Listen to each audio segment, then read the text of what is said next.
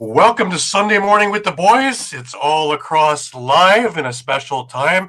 As you see, I am dressed up in non-lacrosse garb. I have got my Argos gear on. It is the Super Bowl for Canadian football today. It is the Grey Cup, and the Toronto Argonauts are playing the Winnipeg Blue Bombers. And, my team, but gotta hang out with them, Gotta hang out with them, my boys. Go Argos. Anyways, as usual, I have up very early over in Saskatchewan. In Moose Jaw, I've got Shawn Slaght. Shawn, how are you this early morning? Doing pretty good, and as a Saskatchewan First fan, go Argos. Yes, Saskatchewan don't like Winnipeg very much. Probably like them less than we do. So, but hey, and in Connecticut, I got Muffler Mike Kostiuk. Mike, how are you this early morning? I'm good. No skin in that game, but go Argos. Absolutely, I love this. The team is together. It's a wonderful thing. Let there be joy in the world. And of course, got the lifer's jacket up there. Let's hope it stays up there. The hook looks like it's a little bit, it's a heavy jacket, man. We were in those wintry games. So stay up there, please. Anyway, we got a great show for you today. We got stuff about, of course, the PLL announcement of women's lacrosse. We have the new president for World Lacrosse we're going to talk about. We have also ALL. We have NLL preseason games and movement for you as well.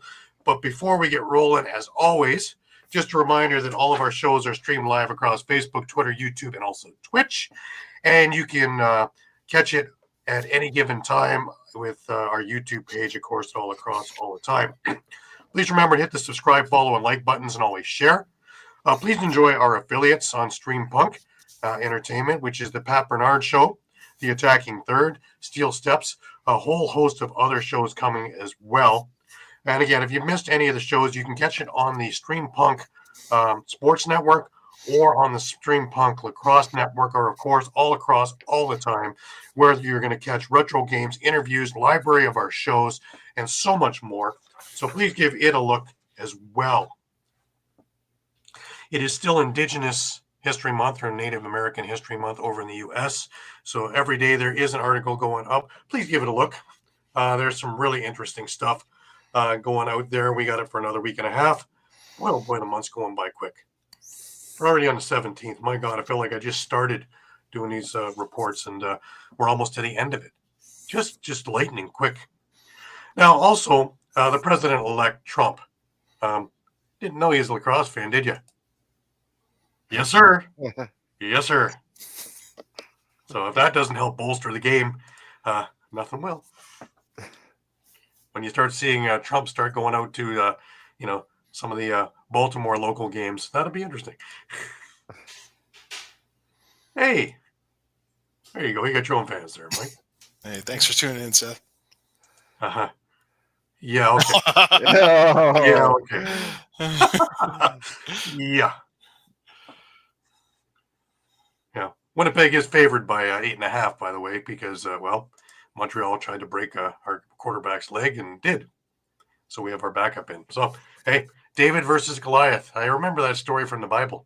David won. Something about a slingshot. So if you start seeing Argos with slingshots in their back pockets, you'll understand why. They should bring lacrosse sticks out there, Yeah. Woodies at that, man. Never mind these Tupperware fly swatters. Get the woodies out there. That'll be a perfect son. President, exactly, man. Exactly. Alrighty. We have a new president in World Lacrosse. First of all, let's I got to give props to Sue Redfern for her 4 years over there in the position of president for World Lacrosse, because in her time she brought World Lacrosse out of the COVID era of dormancy, and in that time held some very successful tournaments. Got sixes going, got field, great tournament in San Diego in 2023. Also got a great tournament that we just had over in Utica And let's not forget She-Box and things like that got women into the World Lacrosse Network as well. So she did some remarkable work as president of World Lacrosse, and kudos to her. And she'll still be, of course, with the organization and doing other things for them. And just a little bit about Mr. DeMarco.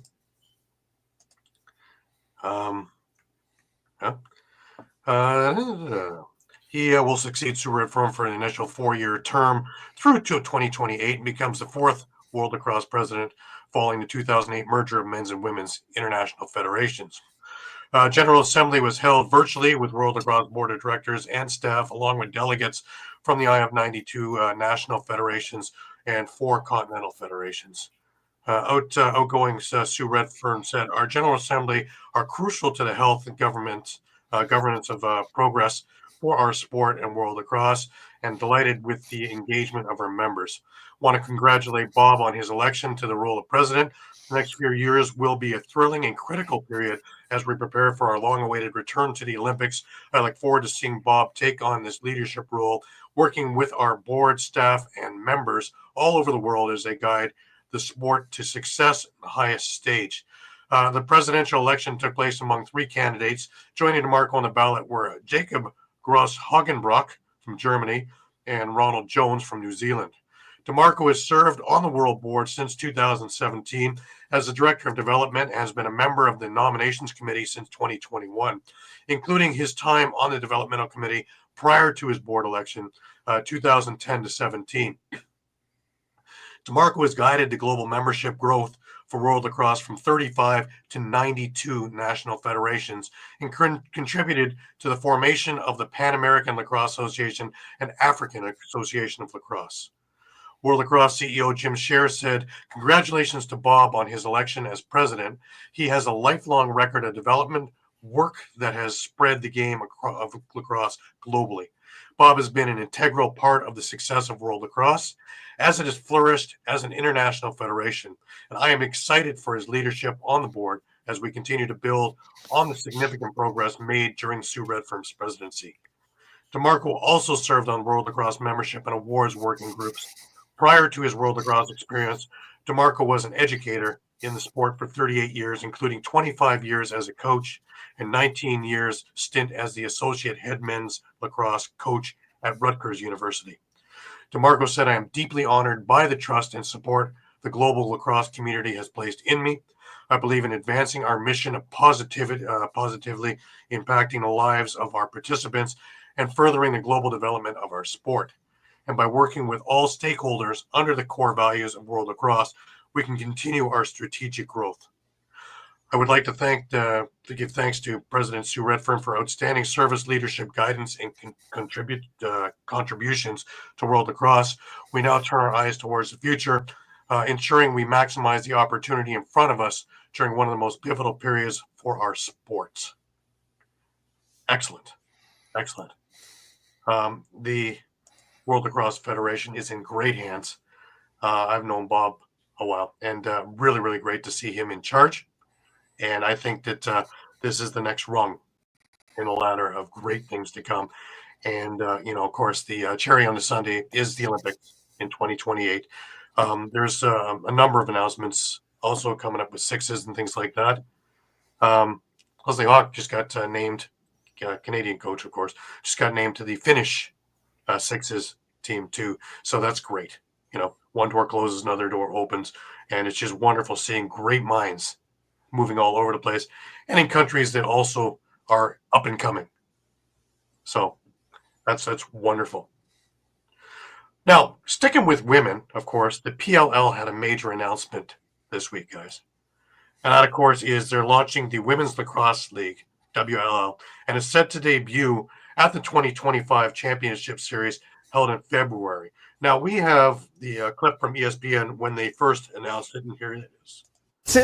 Announcement. It is breaking news, and we are breaking it exclusively here on our program from the world of lacrosse. An enormous announcement The Premier Lacrosse League is launching a new professional league for women. And here to talk about it is our friend Paul Rabel, who's the president of the PLL, and star players Charlotte North and Lizzie Colson. Guys, welcome and congratulations. It is wonderful to have you here, and thank you for making the announcement here live on our show. Paul, you've been here many times. Give us the details. Well, it's great to be back. Look, this is a historic day for the sport. We're announcing the WLL. So when I think about history in sports, 1996, the NBA announcing the WNBA. In 2013, the UFC launched its women's division with Ronda Rousey. This is a moment where we have an announcement with 4 teams, the best professional lacrosse players in the world, debuting at our championship series this coming February in 2025. Absolutely fantastic. You know, I allude to it. We have a number of clips. I was lucky enough, guys, and this again goes to how lucky I am in the position that I am now, is that I get to interview some of the greatest minds in lacrosse. And this past week, I had 5 of the most powerful women in box lacrosse on the other show, and it was just spectacular. And it wasn't so much an interview as it was a conversation. And we talked about a number of, a number of clips of issues and things. And one, of course, we brought up, of course, it was the day after the PLL announcement that we had the interview back on Thursday. And we talked about the growing pains. We talked about the feelings of being in finally into the World Lacrosse Championships. We talked about a number of other things. But I want to start by just having the women talk about getting started and getting the programs going. We start with the U.S. women. And just as a little bit of who's who is there, and Emily Howardchuk, who was the captain of the U.S. team. I had Aaron Bakes, who was the MVP of the gold medal game from the U.S. I had Dana Dobie, who was the captain of the Canadian team. I had Megan Kinna, who was the face-off person, as well as one of the leading scorers for Team Canada. And I also had Michelle Boyer, who is the founder of Women's Box Lacrosse Global Network on the show. So just an absolute who's who on the show. And it was just so interesting to get all their takes. The first clip I have here for us is getting the programs going. And we start with the U.S. women. Oh, and it's moved its way up. But Team USA, how difficult was it to get it rolling box-wise? Because I know field is just crazy out there, NCAA, both men and women's. But to get the box program going with U.S. Boxla, how difficult was that? Emily, let's start with you. Sure, yeah. I mean, when we started, we knew that experience was going to be a big factor that we would have to gain a lot of ground on, given the fact that, Dana, to your point, you started, this is the game that you guys grew up playing. But especially at the youth level, and at least in my area, in upstate New York, box is a pretty common game on the boys' side. But the opportunities for girls to play the game, it's few to none. And I feel like that's a pretty common theme across the country. Now there are opportunities, and with the help of Michelle and the Women's Global Box Network, opportunities are growing, but it's definitely been something where we knew that as a team, it was our opportunity also to really show the world what women's box lacrosse can do in the United States, us as Americans, so that the game can continue to grow, and hopefully, inspire the young girls to want to play. All right, great. And Aaron.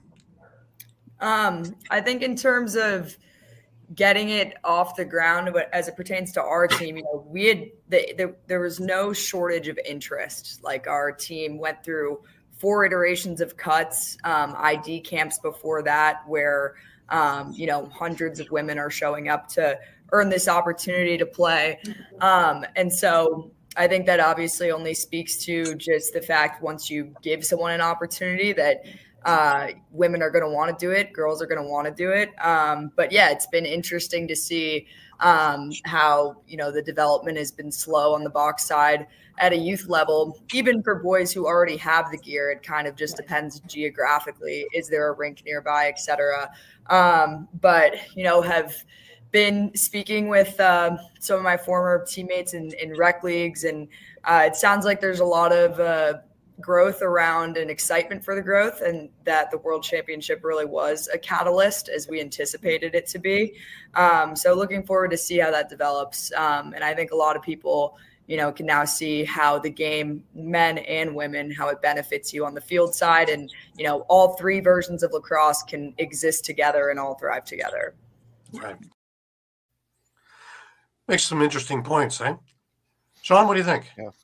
Yeah, I mean, a great question too. Posed to them because, as you mentioned, I mean, most of them likely grew up playing field, and to make that transfer over to box and get that experience compared to Canada, who grew up playing that game, especially for them to come away with the gold medal at the Worlds, was amazing. So very interesting to hear what they had to say. Right, Mike. What's your take on what they were saying? I think they made a great point that, just give us the opportunity and we'll show up. The numbers that they had for turnout just for tryouts, sounds amazing. Right. The interesting thing is when you ask what really draws you, what was the hook to get you, when I asked at the beginning of the show, contact. Because most of them are getting yellow cards in field because there's so many extra rules, especially on women's side, that, here you can let go and you can actually play, let alone have a pocket in your stick. We talked about that also on the show. You can get the whole show over on Spanish Sports World or on my YouTube page at Groob. It is there. But I asked the same question to the Canadian women, and the answer is surprising. So hang on to your hats on this. Yeah, no, it's been a wild journey. So like I said, Ken and I, we both started playing boys box lacrosse when we were 4 years old, and we continued to play that as long as possible. Even though my mom wanted me to quit and change over to anything other than box lacrosse with the boys, since probably like age 9, I kept playing until I was 14. And it wasn't until I got a letter about trying out for the Canadian national women's team, U19 at the time, but it was only field lacrosse, and I had no field lacrosse around me at all. I'd never heard of it. I'd never seen it. And I learned at that moment, if I wanted to compete for Team Canada, my two options were keep playing ice hockey or switch over to this field lacrosse version. And that's when I tried out for the first time, and I didn't make that team. But after that, I found the closest field team around me, which was an hour away. And to be honest, that's a lot of our stories on the Canadian side. We were just so heartbroken. This sport we grew up playing, this sport we love so much. Our brothers, our cousins are able to continue to participate and play box lacrosse, but because we're the sisters and the daughters, we have to go play this field version, which I love. Gary, don't like miss me speaking here. I love field lacrosse, but we loved playing box lacrosse, and that whole transition over, you were just kind of gutted, like, okay, this is what I have to play. And people have to understand, for women's field lacrosse, you have no pocket. And at this time, the sticks were not that good. We had to play in skirts, no equipment. Defensively, you could barely make contact. I got yellow cards for throwing behind the back passes in my first couple of seasons. Like, the sport was like mind blowing. So where field is, where sixes is now is at a completely different stage and an unbelievable game. But I think what people don't really understand about our Canadian national team is a lot of us might have grown up playing, but like I said, I stopped playing when I was 14 years old. I hadn't played in a competitive box lacrosse game until my first tryout for this international campaign. And like Kenna, who still plays box throughout most of her life, the competition in Canada, whether it's field or it's box, is so poor. And, it's great that we have leagues and it's great that we have opportunities to play. But compared to Em and Aaron and these guys, what they're able to do in the U.S., we have way less players. The competition, like I said, is way less. So for us playing as a team, our first time playing as a national team together was the 2 days before the World Championship was our first practice. So we have experience in our history and our tradition of playing the sport, but it was so new to us as well, which is crazy. Absolutely. Megan, you want to take that idea and run with it?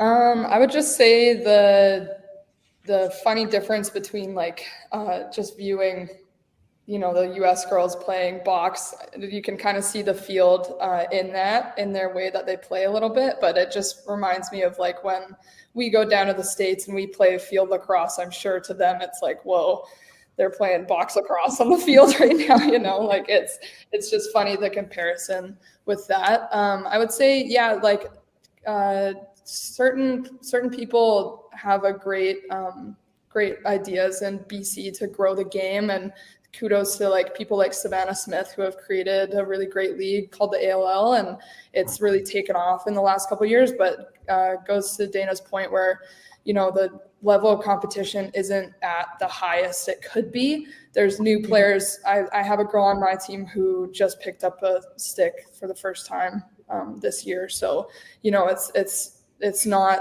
to the where it could be. I think, like going off of Dana's point as well. Yeah. Right. So yeah, so it's just shocking that it's poor in Canada for the pool. Yeah. You would think that it would be big, but the other shocking thing is they didn't have a first practice until 2 days before the Worlds. That's astounding. You would think that Lacrosse Canada, of anything, well, we've gone down this road a few times, haven't we, Shawn? Yeah, and that's the thing. Like, what really shocked me what Dana says, like, after 14, there's nothing for her. Right. So it's just Right. like, do I play hockey? What do I do?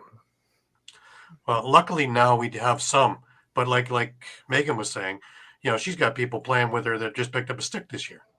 So there's such a disparaging way that the skill levels are here. They're not here and trying to make each other better. You got people here who are been playing all their life, and people who are just starting, and they're in the same league because we don't have that pool of people here, which is just astounding in my eyes for a place that is so into lacrosse, especially box.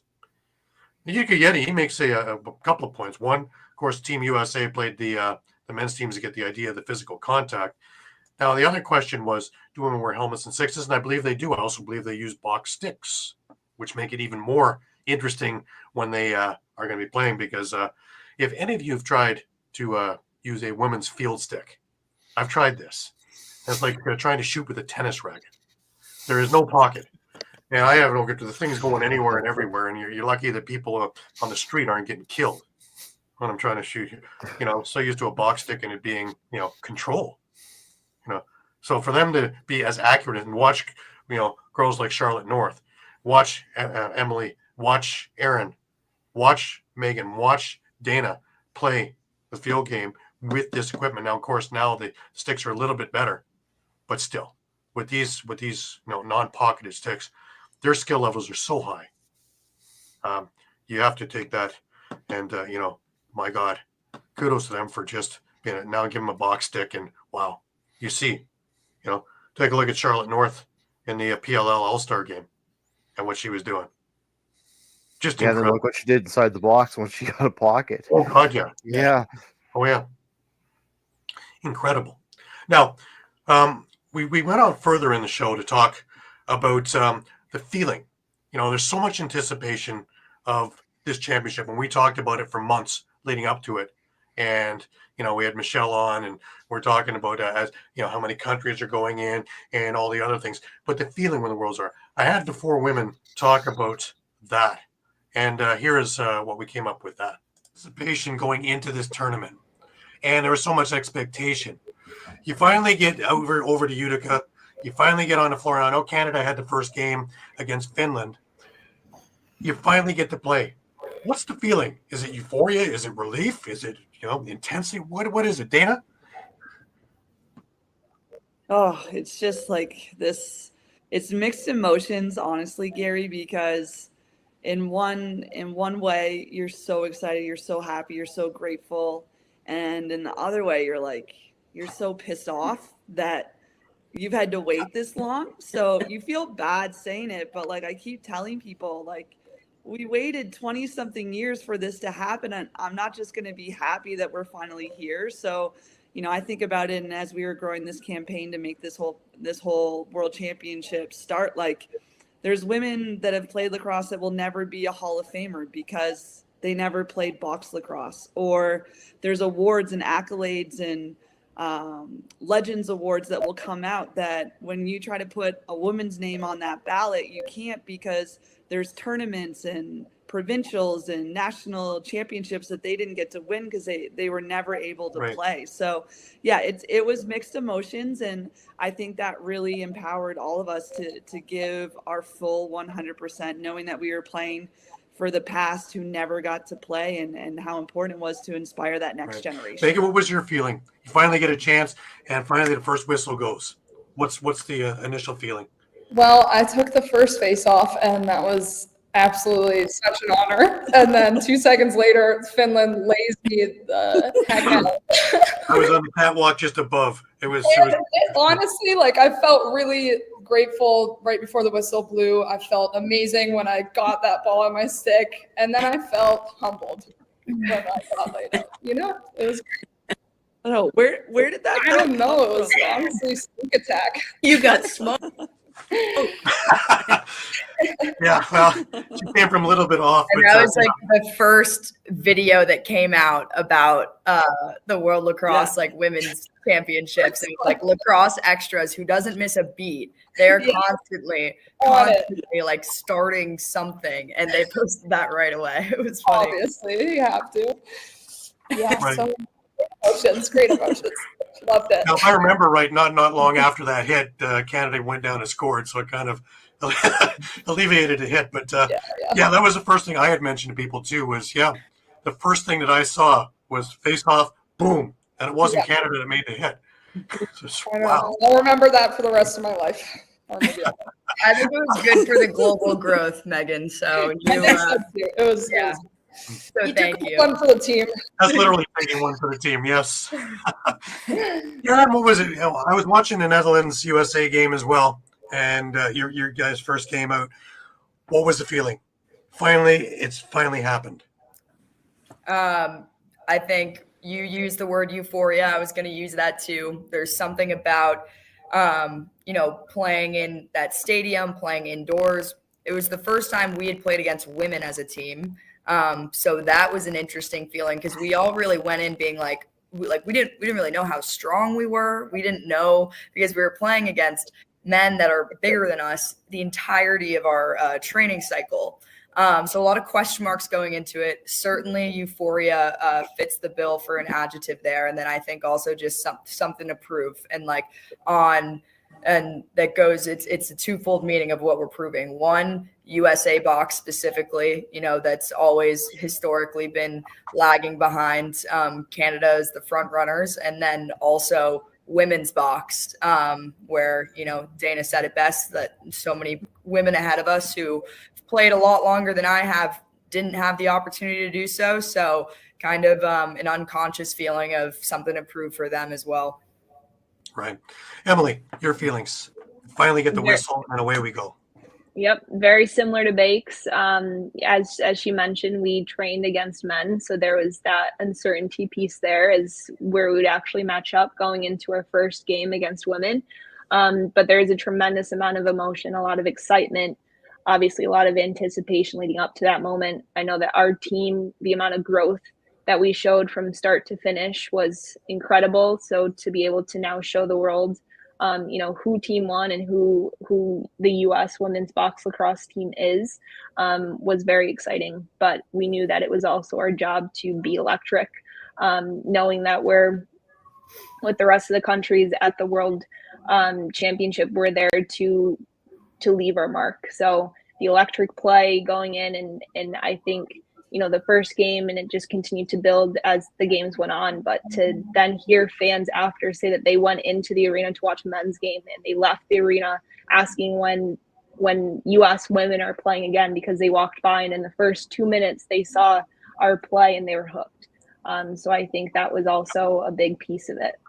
Yeah, that's a very good point, because I'm one of those people that I would be in to cover some of the men's games, and I found myself watching more women's games than I did of men's games. And that's the truth. I absolutely loved it.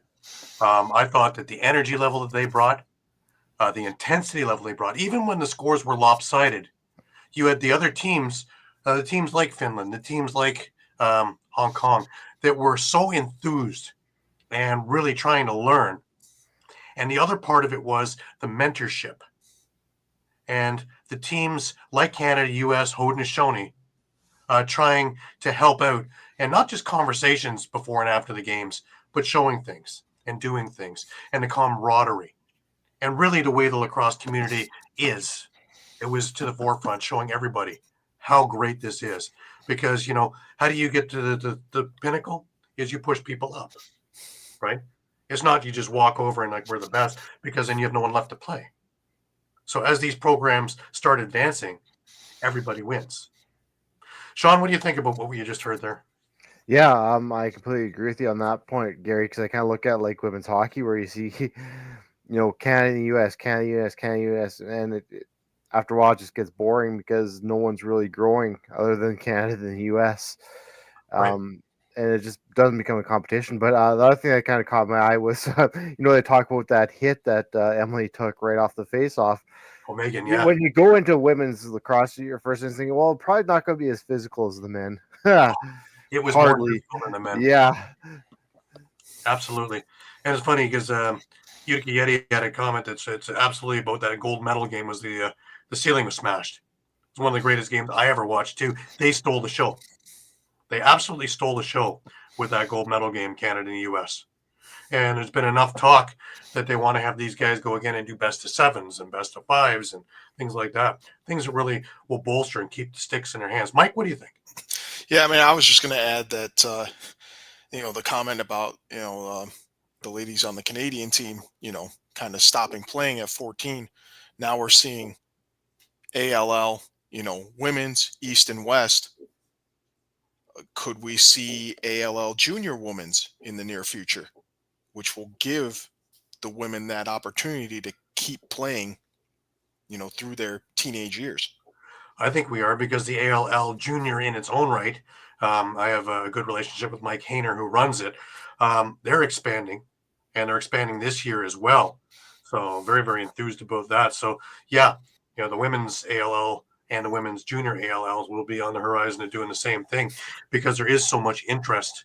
And this was a huge thing in getting that interest, and it's possible. And really, really fantastic things. Yeah, it was funny that Megan brought up about the hit, because that was the first thing I talked about with people, because I was literally right above it on the catwalk. Face off, boom, and Canada goes down and scores anyways. But it was just, wow, where did this Finnish girl come from? These girls don't hold back. Not at all. No, not at all. And and one of the games that I remember the most was the Netherlands and Hong Kong. It was almost a tale of two games. Hong Kong, I believe, was 8-3 for them at the half, and the Netherlands, again, R2 as a coach, and Raw as a coach, girls were never down, and they came back and wound up winning by a goal at the end of that. And wow, you want to talk about a beaming team afterwards? I was able to hang out with them, being a Dutch guy. I was able to hang out with them for a while afterwards, and wow, again, you'd feel they just won the championship. They dropped the game to Canada. I believe it was 24-3 or 2. But those were the first two goals scored on Canada in the tournament. And Canada kept bolstering. Yep, we're 113-0, 131-0, and haven't given up a goal in this tournament. Netherlands, and the captain, who's a friend of mine, Hedwig, she got the first goal. Lead by example.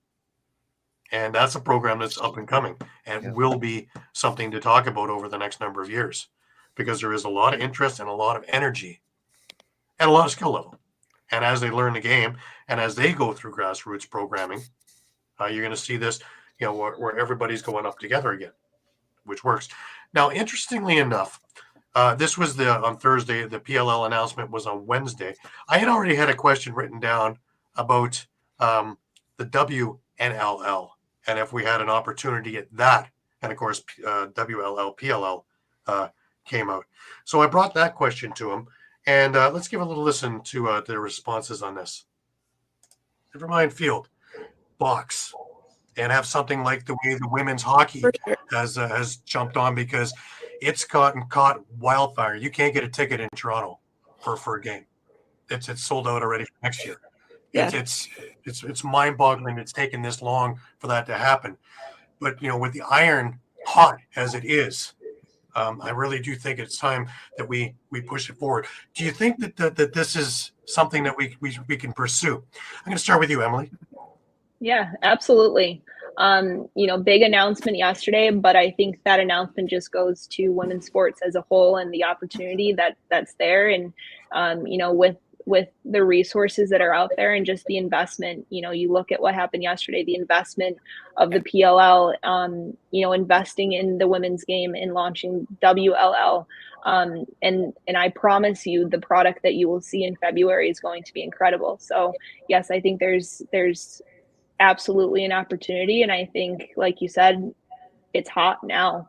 And we're ready and we're here and it's time to do it. But to hear even yesterday, the excitement still towards the box game and have that be brought up at NASDAQ about the box lacrosse world championship, people are talking about it and the time is now. Well, let's not fool ourselves. Rabel's no dummy. He waited to see how the world championships went and how it would be, the response was, and seeing how good it was. Then he went with this one because he could have announced this 2 months ago. So you guys are pioneers in not just box, but I think in all lacrosse aspects. And I think that should be a feather in your caps, all of you. Aaron, same question as to you. Yeah, certainly I think something we can pursue with, the caveat that kind of fast following the model of like PLL and NLL now, where you have guys that are able to do both. I think we don't need to pigeonhole any lacrosse player into a specific discipline. I think playing every discipline or multiple disciplines is only going to elevate the level of competition in the other. So as long as, it can be conducive to still having a career as a pro field player, I think it's certainly something we could pursue. I also think that it would allow for more women to be full-time lacrosse players, as opposed to choosing between a career in the corporate life, where there's simply not enough out there right now where you can make a living and be just one league in the AU league. Not that I play, I wouldn't know, but I do know that, and everyone else that's a pro full-time lacrosse player, they have so many other things going on. We got on the call and everyone's alluding to how Dana and Megan and Emily are never home because there's so much else going on when you're a full-time lacrosse player. And I think it would just, allow for more people to live that life that want to, without cannibalizing the other league. As long as they can exist together and elevate each other, then certainly something we can pursue, and it would definitely be my dream, and I'd probably put in my 2 weeks if it came to fruition. Megan, do you think this is something that is sustainable quickly, or do we have the usual lacrosse growing pains? I think if we hopped on it now, why not? There, especially with the excitement of the World Cup ending recently, there's this, like Emily said, the time is now. And I think girls around the world would be open to coming to Canada or the States to play professionally if there was that league. I know I talked to Kayla Wood a couple weeks ago, and she mentioned that she would totally move to Canada to come play professional box lacrosse, and that just goes to show everyone is obsessed with this game and people love it, and why not create a platform for women to play professionally? Absolutely. Now with sixes coming up for the Olympics, and if you want to watch the rest of the show, you can catch it on my YouTube page at Groob, GGROOB, or on Spanglish Sports World, and it'll be on there, Spanglish Sports World, Gary Groob. Type it in, and these will come up. But it is definitely worth it. It was an hour-long interview with these ladies. We talked about a lot of other topics as well, and from equipment to, of course, box equipment. Field equipment they don't really have a lot of, but box equipment, and them having to use men's equipment and trying to make it fit, and things that we just don't really take into consideration. That are should be into the forefront. And again, just like people only putting forth money towards men's, well, there's a lot of money on the women's side to be made. And if you're only going on one side, you're leaving all this money sitting on the table as business people. Same thing with equipment. With all these people coming in, if you're only making men's equipment, there is this untapped market that as soon as somebody, I know Gate Lacrosse is doing some stuff now because Gary and Paul are smart, but the other companies, they should be jumping on this stuff. Epic, Bottom, all these things should be jumping all over this because it's white hot and it's not going away. And I know that Michelle Boyer is going to make sure it's not going away.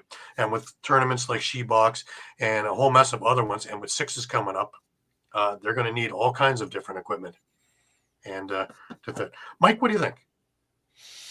Yeah, I'm all for it. Obviously, I think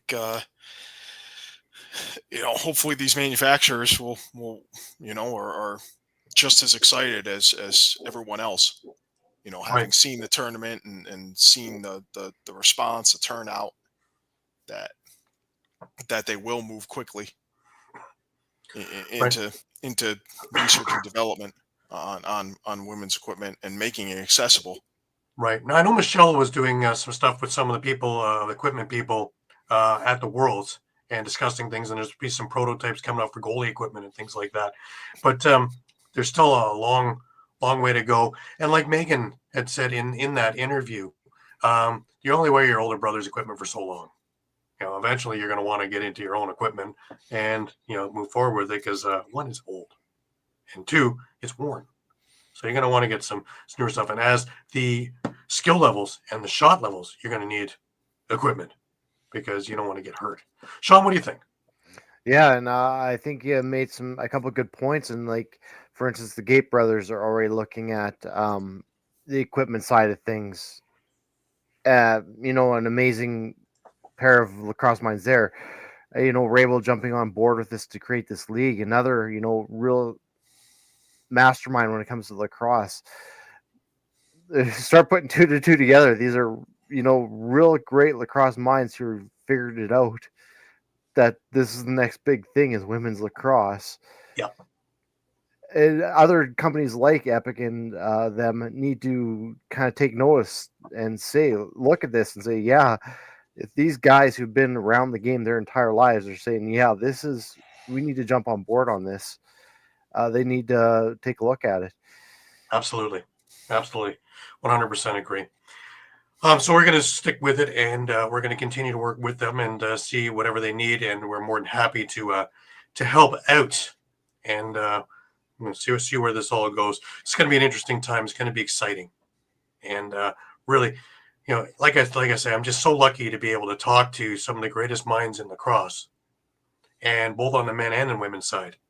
And this was just an absolute treat.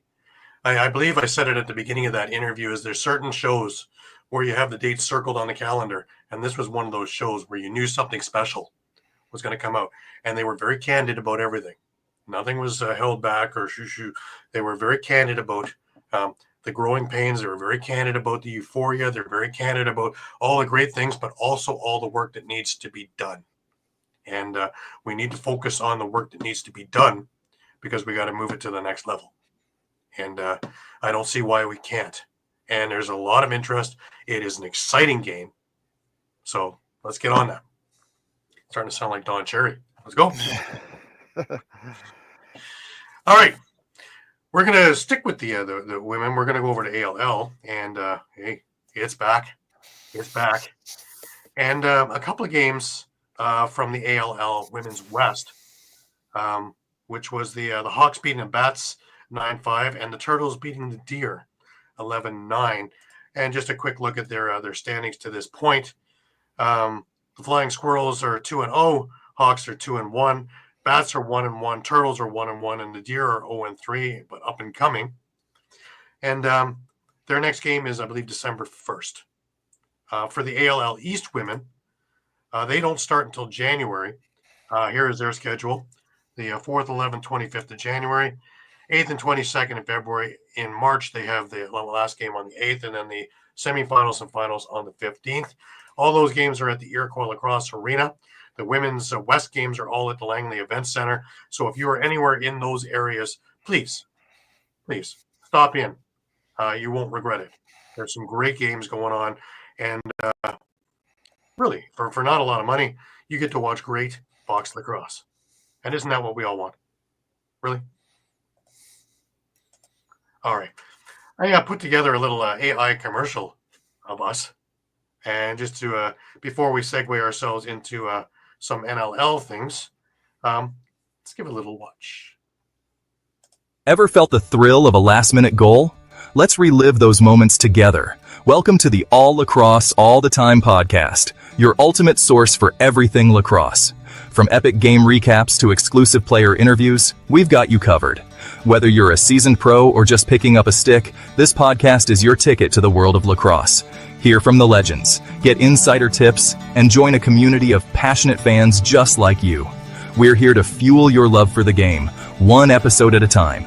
So, grab your gear, hit that subscribe button, and let's hit the field together. Join the conversation, share your stories, and let's celebrate every goal, save, and victory. All lacrosse, all the time, where the game never stops. Tune in now and feel the excitement. Tell you, kind of like this AI stuff. Easy to work with, too. Just before we get off the ALL topic, I'm sorry, we have a couple of games today for the men in the West. The Eagles versus the Grizzlies are at 1 o'clock Pacific over at Langley Event, and the Blackfish versus the Sea Spray at 4 p.m. Pacific, again at Langley Event Center. And that's it. The ALL East are in training camps, and their first game is December 7th. So that's upcoming in a couple of weeks. Lots of big stuff going on there. Well, we've had some more training camp, and we've had some more preseason games. And this week on the docket is the Saskatchewan Rush. And before we get into that, I just want to thank again Connor McClelland for. I had a chance to meet up with him before the game. I had his old Brampton jersey, and of course, got him to put a little signature on that. I actually went in the dressing room, had a chat with the guys, and boy, Saskatoon and the Saskatchewan area really lucky to have these guys because they are just such a great bunch of guys. They get along great chemistry, of course, with Derek Keenan and of course Jimmy Quinlan. Great coaching, and they just look great this weekend. Shawn, Friday night they played at the track and they beat Las Vegas 13-8.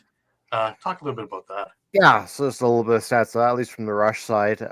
Brock Haley and Robert Church each had a hat trick for Saskatchewan. So, man, that Brock Haley trade's looking pretty good. And even we'll get to the game against Toronto. I thought he even looked good in that game, too. So, that's looking really, really good. The interesting one was Jake Nasso at faceoffs. He was 21 for 25. So, this newcomer to the Rush has been really kind of boosted their face-off game. It'll be interesting to see what Derek Keenan does with that, because I know he's not necessarily a guy who likes to have a fogo, a guy who just strictly takes face-offs. Usually likes that kind of multi-tool of a player who can also play on the floor as well as take face-offs. So granted, we're seeing more, the Baptistes and the Withers of the league who are to be fair, I mean, like guys like Withers are starting to kind of come along in their defensive game, but it's becoming more that you need a face-off guy. So it'll be interesting to see what he does with that. And Thomas Kostiuk got the start over Chiliano.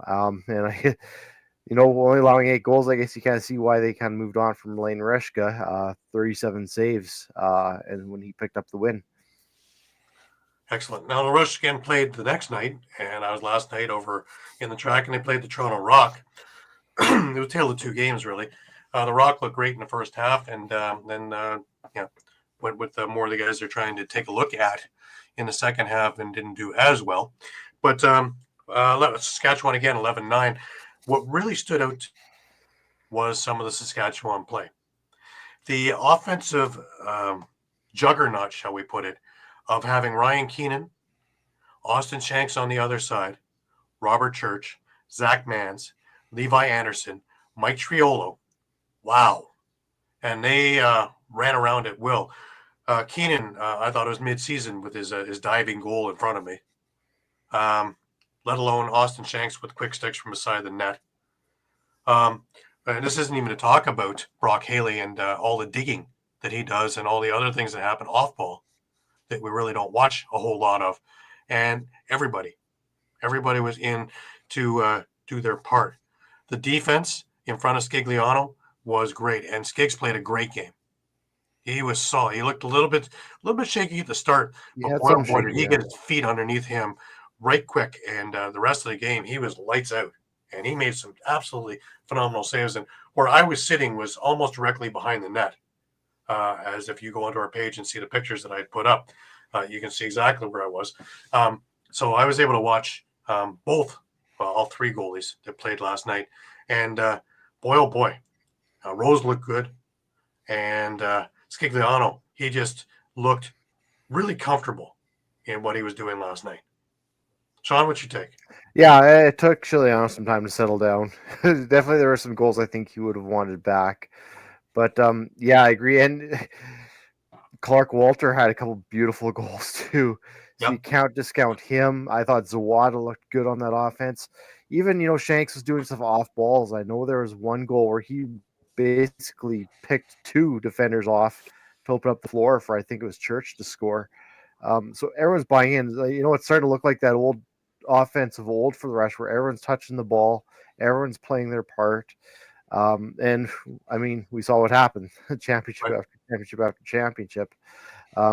Yeah, I think, like we talked, maybe goaltending's a little bit of a question mark there. Skigliano did settle down. And it really was, like you said, a tale of two halves. Like, I thought the offense still looked great in that first half. It was just Rose shut the door. Right. It's simple. Right. It's interesting you bring up Zawada. I watched him at halftime. He stayed on the floor and was practicing before playing the second half. And boy, oh boy, does he have an accurate shot. Picking corners, it's almost like watching Jeff Teague. And he picked corner after corner after corner after corner. And it was just amazing to watch him. Yeah. And like you said, too, those big bodies with Anderson, I think he actually bulldozed Latrell Harris on one play where he just had the ball. And he ran through him. He didn't even go around him or anything. He just ran through him. And so when you get that in Triola, and especially those big bodies and their release points are so much different than some of the smaller guys, it can really fool a goaltender. So that'll be interesting. And again, I know TD Erlin went down with an injury, but again, like Nassau was 14 for 23 on the faceoffs. I mean, that's going to be a little skewed because the Toronto really didn't have anyone behind Erlin at that point. But still, I think he's a guy they're going to have to look at seriously as a faceoff. Because even when he was up against Erlin, even those faceoffs he lost, I mean, he was competitive. And they were a contested faceoff. Sure. TD Erlin, to that note, he rolled his ankle and was putting weight on it before he even got off the floor. He was fine. Being a preseason game, there was no need to put him back out on the floor just in case he gets further hurt. So he took the rest of the night off, but he is okay, Toronto fans. You do not have to worry. You only have Schreiber that we need to get back into this lineup. Now, other notes on this one was Chris Bushy. We talked about him last week. He dropped a bunch of weight and really, really looks good. He's aggressive, great shot, and he's the Chris Bushy of old, only he's a little more athletic right now. So, and a couple of the Cameron comes to mind with it. What a shot. Holy, what a shot. So, really, really looking good. Latrell Harris, he had the first goal, and he laid out a number of guys. It was just looking good. The knee looks good. Shoulder looks good. He looks good. So that's enthusiastic. I'm watching Phil Mazuka take more of a leadership role now. He's been on there and just doing his thing, but it looks like he's taking a leadership role now in I believe his third full season with the Rock, and that looks good there. So we're looking forward to seeing more of the mainstays in there probably next week. Mark Matthews got to get some reps and a few other things because a lot of the top guys aren't in the lineup for the Rock, and he played hardly anybody last week. So we're starting to see more and more of them make it in there. So because opening game is just 2 weeks away. That's right. NLL Fever, guys. NLL Fever. Yep. But we had other games going on. We had San Diego playing host to Colorado out in their practice field outdoors. Beautiful sunshine. Oh my! I look out here and it's cool and it's gray and it's November in Toronto. And San Diego came away with an 11-6 victory in that game. At the ILA, Georgia and Halifax met up. Now these are teams that are. One is primed to really make an input, and that's Georgia. The other one was on rebuild, and of course Halifax got spanked last week by Albany, but they had put together a good game, and it was 15-14 that Georgia came away in overtime at the ILA last night. Quite the entertaining game.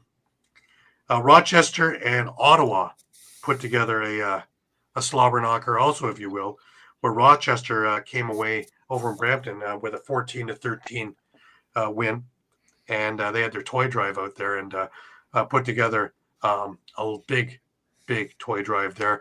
Over at the Athletic Center at Rock, where last night was a food drive. Next week will be Unwrapped Toys if you're going to the Philadelphia-Toronto game next Saturday. Again, free admission.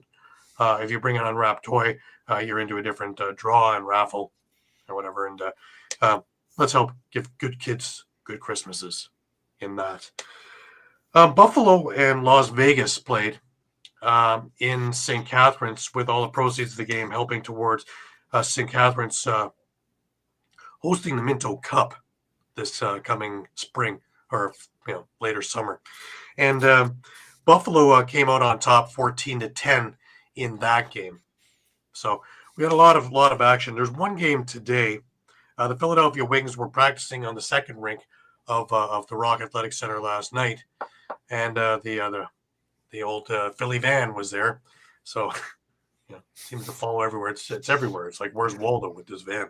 I've seen it in a couple of places in Toronto recently. It's like, ooh, okay. But they're at the ILA today at 3:00. If you're anywhere in the Brantford or Six Nations area and are looking for a good game to catch for nothing, you can't beat the price. Albany and Philadelphia at 3 p.m. over at Iroquois Lacrosse Arena. So let's throw your support behind that, if you will. Oh, thank you, Utica. Appreciate it. Have yourself a great week. Man, I love that place. Utica's a love for mine. I really enjoyed that place for watching games. Just an absolute terrific place, the Nexus University. Alrighty, we had some transactions, guys. A couple of teams were quite busy this week. Saskatchewan being one of them that was fairly busy, but a lot of guys that you really didn't expect to be on the roster, Shawn? Yeah, I mean, we talked about last week with Rishka, Serial. Again, they released Denton to McDonald. Again, I think as kind of another kind of training camp body that we kind of expected to dwindle down. And so, yeah, I mean, they're starting to kind of shape up the roster as we go here. Right. Calgary placed Tyler Pace on a protected player list from the active roster. That's interesting. Mike? Yeah, that's a big loss. Usually when you're putting on protected player list, it kind of indicates that they're not going to be playing this year. So, right. The interesting one really that stood out to me was Rochester this week. They released Dan Lomas, Caleb Commandant, and Reagan Andres. Caleb Commandant was a little bit of a surprise, but Dan Lomas, that's a surprise. Yeah. Shawn, what do you think? Yeah, that's a real surprise. I don't know if it's just an age thing where just some young guys overtook him, but I can't see him sitting on the sidelines too long. Someone's going to have to snap that up. I agree. Mike, what do you think? Yeah, I mean, that's a solid lefty forward sitting available. But, I'll point out, too, that Reagan Andres, I believe, was signed to, compete for the face-off position in Rochester. Right. And I don't Yeah. believe Joe Post is in training camp. So just kind of raises the question, who's taking face-offs in Rochester? Very interesting. Because if they don't have someone, that's really taking a step back, considering all the off-season moves they made to Bolster. make themselves a little more solid of a playoff contender. Absolutely. Absolutely. Now, Vegas also made some news. They released Joel Watson, Jack Stanek, Matt Bennett, Nick Murphy from the active roster. Joel Watson has been a mainstay there for the last couple of years and now looking for work. Interesting. There's a lot of teams that could snap up a decent goalie. What do you think, Mike?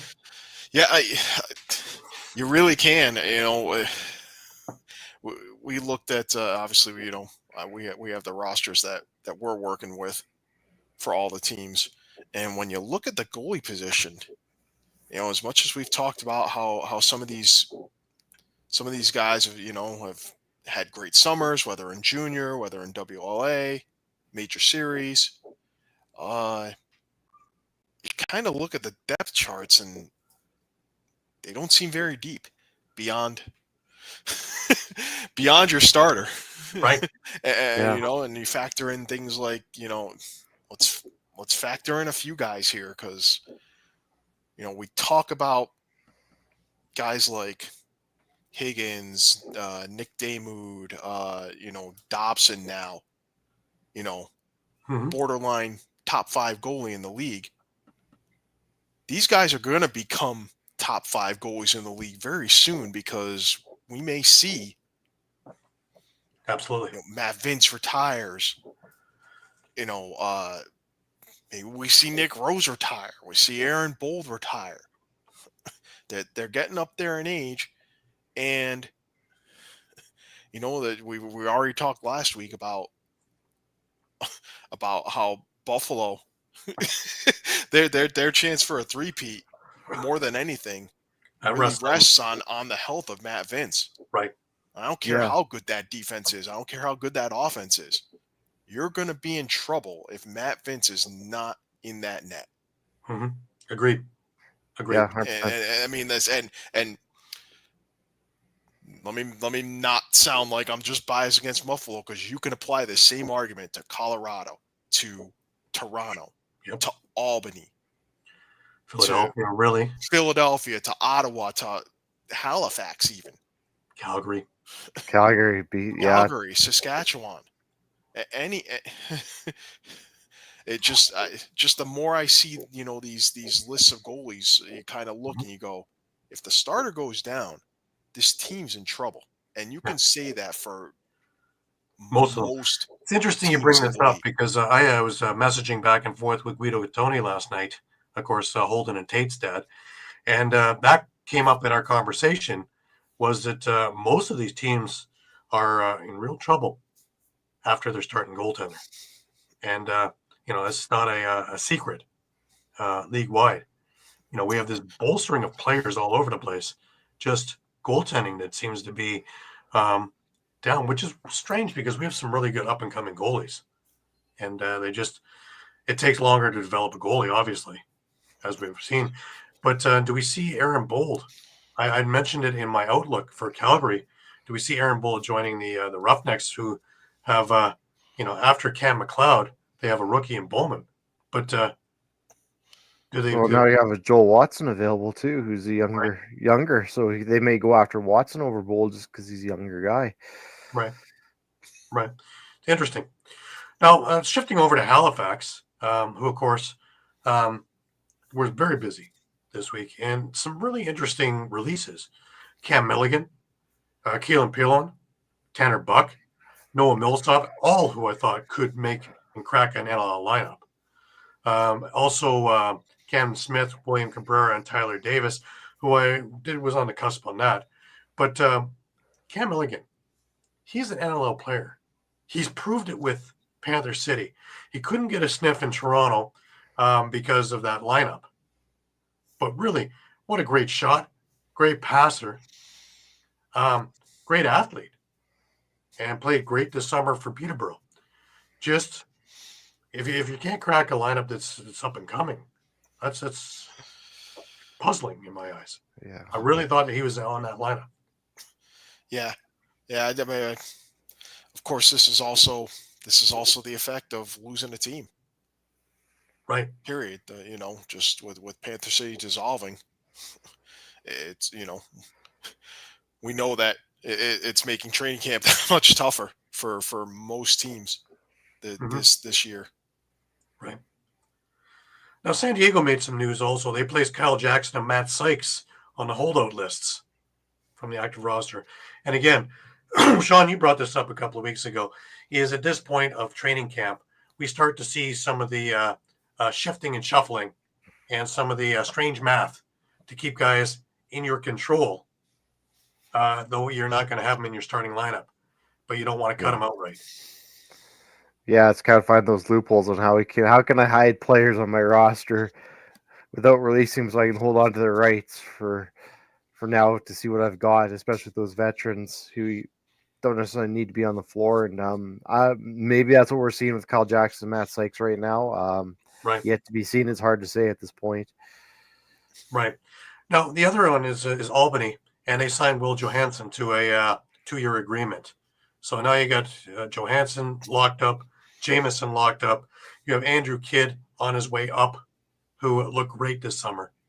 And he got a plethora of shots because he was playing for the James Gang and Senior B, and boy, oh boy, did he get a lot of work in the summer.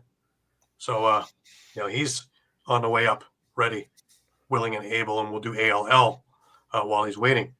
But boy, oh boy, that's Albany keeps getting stronger in every facet that I see. I don't see a spot on that team now that I find that maybe they're a little bit weak here.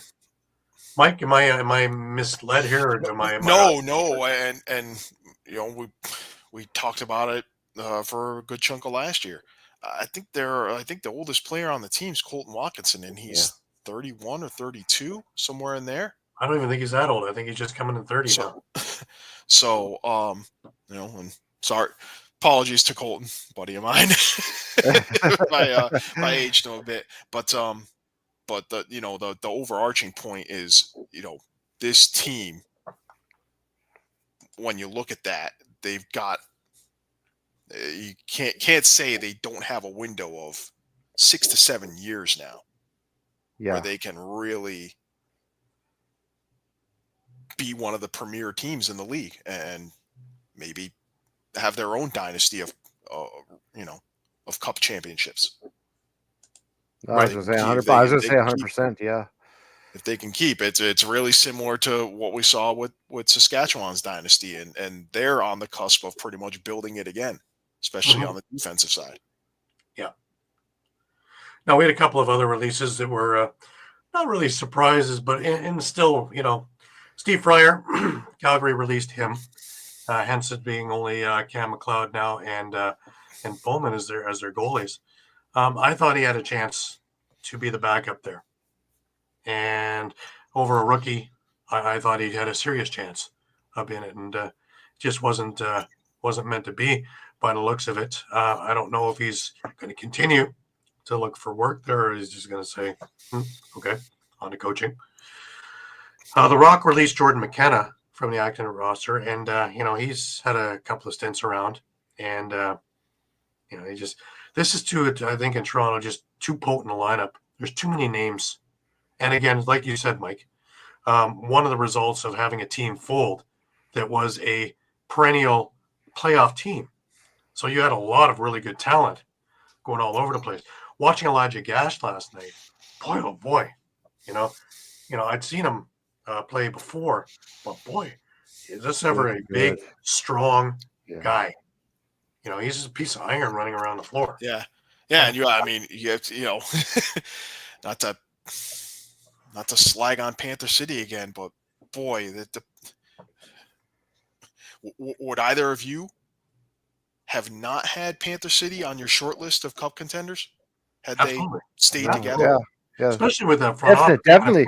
Yeah, but definitely Hanley- on playoff contenders. Like, yeah, definitely playoffs for sure.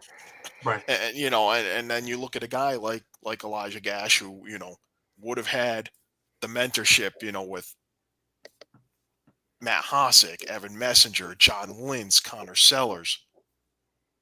Frightening, isn't it? When you take a look at that team.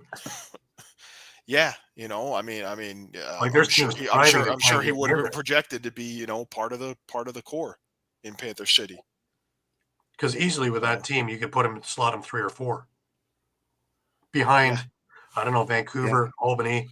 I don't know what else. It's awesome because I was talking to somebody last night, and as easily as I can say someone's going to finish 3rd, they can finish 14th.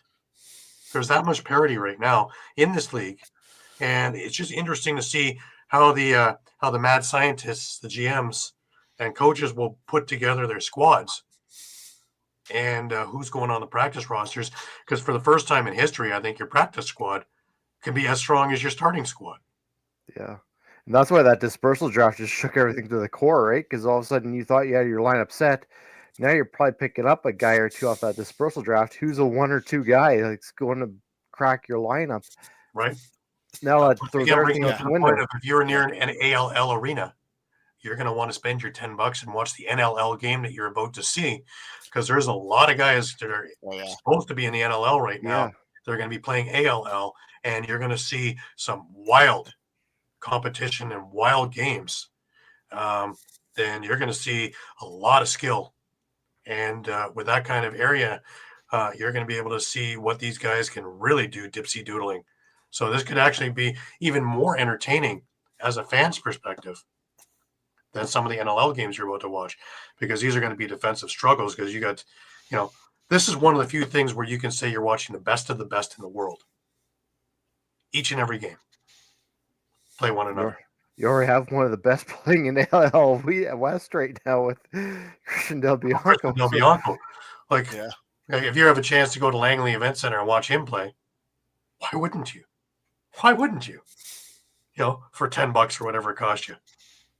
Why wouldn't you? To me, that's a no-brainer. What a great way to spend an afternoon on a Sunday. And which ALL West team do we know? Which ALL West team he's I did playing have for? it. I'd have to look it up again, but sorry, it might take me a minute here to look it up. Oh, no worries. I mean, I had given some more thought to the little experiment we did where, we talked on Messenger and just, hey, pick your 8 playoff teams right now. And, the 3 of us and Pat Bernard all picked, 5 of the teams that were picked were all picked by all 4 of us. But when you look at those lists again, you kind of can look at those 5 teams and go, 2 or 3 of these teams could end up not in the playoffs at all, potentially, if things go sideways. Yeah. No, that's 100% true. And it's just, it's funny because, like I say, you can see a team that finishes 4th, or they can finish 12th, 2nd, or 14th. It's really important for the, more than any other year, how good a start you get and the luck of the draw and who your first game is. Yeah. And let's not forget too, that with an 18-game schedule and 13 other teams to play, now you're going to have 5 teams that you're playing twice. So, those other 8 games that are kind of. The answer is the Grizzlies. The Grizzlies. Yeah, I was just about to say, I just found he's the Grizzlies. Yeah. Yeah, I was going to say those 8 games, those 8 kind of single contests might take on more meaning when it comes to playoff time and playoff seeding and all of that. Right. Yeah, no, I see that. To have those head-to-head, one less kind of head-to-head matchup that you can win outright this year versus last year. Yeah, because especially when you come down to that 8th position where you're looking at the final playoff spot, it could come down to those tiebreakers. Yeah, like this past year. Yeah, it could be even worse this year. Absolutely. I have another name as a goalie that should be maybe part of this league, and why don't we put Alex Bouquet into this one? I as a backup, I don't see why not. I won't disagree with it, because you look at it again. Look at some of look at the rosters, and probably half the teams might have like a rookie or second year guy competing to be the backup. I was going to say that is actually a good point. Is he's probably better than some of the backups even that are going right now. And he can step in a heartbeat, because he's still ready. I think he can give you a good 9 games. Yeah, because I mean, again, when you look at this situation, I mean, your 3 top teams as far as having like a solid backup, I would say, are Ottawa. You've got Higgins and Dunkerley. Mm-hmm. Rochester. You've got Hartley, but at least you have Hutchcraft, who is certainly starter level. Yep. And then I would say probably Georgia. Well, Halifax. Halifax. They still have I was good going to say Halifax is Hill, Hutchins, Abrams, and Hutchison. So they've got. Well, you also have that's solid too. Albany, right? You have Jameson and Johansson. Will Johnson. Johnson, yeah. Sorry. So yeah. So it's more food for thought. But again, lots of players are going to be looking for work. So it's going to be an interesting little time. I'm going to leave it there for this week. We got more preseason games coming up next week, and then we're into the season. Boy, oh boy, this month's going by fast. Just remember, it's still Indigenous Native American Heritage Month, and there still will be articles going up every single day dealing with Native and lacrosse, and trying to bridge the gap of understanding between non-Native and Native. And of course, the best way for us all to get along, first of all, is understanding. Second of all is, just putting forth the effort of knowledge and understanding. If we can get those 2 down, we're golden. And these little clips are only a couple of minutes long usually, and are really, really interesting, and really are there to bridge the gap of understanding and give you a bit of knowledge to go with it. So trying to do our small part, and they're up every day in the morning. So for your enjoyment, and everything is on our site. So you can check it out anytime on Streampunk Entertainment, Streampunk / category / lacrosse for all the goods there, as well as on our Facebook and our Twitter page. So please give it a look. As stated, we are on Facebook, we're on Twitter, we're on Instagram, we're on YouTube. More stuff coming on YouTube all the time. Just working around a little bit of copyright issues, of course, for one of the retro games. Should be up by the end of this week coming. So another really, really great game from the early 2000s, Buffalo. So I think it's Buffalo, Philadelphia. So really, really good game. Again, a lot of the guys you're seeing behind the bench are in their heyday in these games. So really a lot of fun to see back then, and watching some of these games and a different style, and how the game has evolved or devolved, depending on how you want to look at things. Right? All depends on the game. Yep. We've had some interesting ones. I also have a game I'm putting up. I only have the first hour of it, so you're only going to get half a game. But again, I believe it's Albany against Toronto for Maple Leaf Gardens. So historic arena, and 2 historic teams. So that'll go up some point this week as well. But we'll get there. We'll get there. We want to thank you, as always, for getting up early with us this week. We're back to our 9:00 p.m. slot next Sunday. Hopefully talking about that great Argo David and Goliath victory. Got you guys. I'm sorry. This only happens once a year. Anybody but Winnipeg. Anybody but Winnipeg. Anybody but Winnipeg. Absolutely. Well, that's us. Anybody but Winnipeg. But I just want to thank everybody again for being with us week in and week out. and following us. Please check us 3, 4, 5 times a day. The news is always changing, and with all the things going on, and I got a feeling this week's going to be a very busy week for NLL and all the other aspects of getting their lineups together. This week and next week are going to be very, very busy weeks for all the teams. If you're looking at the other show on Spanglish, Randy Mearns is my guest this coming Thursday. So that should be an interesting interview as well. So please give us a look there. Got the upcoming interviews. There is Larry Lloyd is going to be on there. Derek Keenan's going to be on there, just confirmed this morning, as well as a number of other people that are going on. Scigliano is going to be on there, and a whole number of other people. So we're booked pretty good with some really great guests. So let's give us a look, and as we need it, we'll put clips on here as well, and as they work towards what we're talking about here. So should be very, very interesting. We're in the last words. Mike, let's start with you this week. Last words.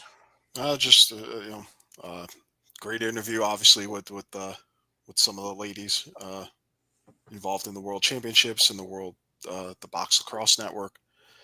I strike while the iron's hot. Hopefully the world of women's lacrosse can kind of keep pushing their boundaries and get more opportunities, because they've shown what they can do when given those opportunities. Yeah. So absolutely. And Shawn, last words over to you. Yeah, what you said, Gary, with the coming week with the NLL, it's going to be a busy one. Cut down days got to be coming up here pretty quick, and teams have to be down to their final rosters, and we're going to probably see some more big names come up. That's going to be the interesting in my eyes, is as these names are coming off, where they wind up coming on, because they are going to be somewhere. Because some of these names already are making me go, whoa. I can only imagine in a week's time, because they got, I think, till a week Tuesday to get these things together. And then the free-for-all happens. Then it's put on your safety belt, because it's going to be a bumpy, rough ride. Because if you thought you were safe, you might still not be safe. Yeah. So. Yeah. I mean, ALL could kind of turn into almost they're really going to benefit. Yeah, it's going to be almost like a triage or something, where it's going to be. Well, say they're already an NLL team has a player go down. It's, hey, listen, we got to let you go, and down the street here in wherever, Toronto. That's what it's designed to do. Here's a guy we need to sign. So it's going to start putting that message across that we talked about before, that some of the NLL players have brought up to me, is that the ALL really should be like the AHL, and each team has its own affiliate, whether it's East or West, doesn't matter. And they put their players so they can keep control of their draft picks, so they don't just go back into the pool. And I think that's how we grow. And you'd have the same coaches, you'd have the same teammates, you'd be coming up with the same systems, and then you have ready-made players in case somebody goes down. And if they come back, you're not going to lose them. You can put them back down into the ALL for that team, as well as I'm sure that the ALL Cup would be that much stronger with guys who are seasoned down there as well. So just food for thought. I think that this is the right time to do that with that many players, as well as looking at expansion for it and see how that works, because you're going to have the best of the best for the ALL now as well. And something that was designed to keep people playing is going to be the next step on the rung there as well. So really things are bright all over the place. Yeah, and it might not be as difficult a leap as people might think, because there's 8 teams in the ALL East and 4 out in the West. That's right. And you have 14 teams in the NLL. So, and you have enough players that I'm sure that we can find 2 more teams out of this to make it work. Oh, yeah.